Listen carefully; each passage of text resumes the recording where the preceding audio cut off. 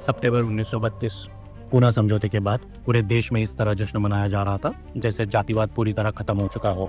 महात्मा गांधी ने एक नई संस्था बनाई, हरिजन सेवक संघ। मकसद छुआछूत को खत्म करना।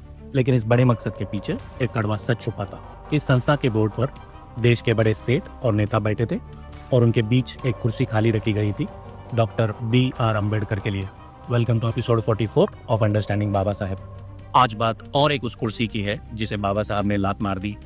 सोचिए, देश की सबसे बड़ी सोशल ऑर्गेनाइजेशन आपको सीट दे रही है। कोई और दूसरा नेता होता तो खुशी खुशी मान जाता, पर बाबा साहब कोई आम नेता नहीं थे।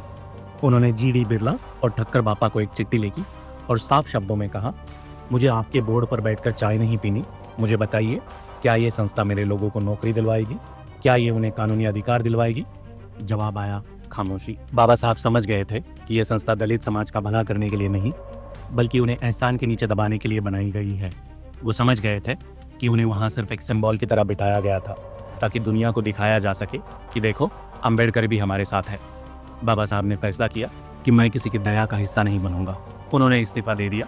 उन्होंने चुना संघर्ष का रास्ता, ना कि समझौते की कुर्सी।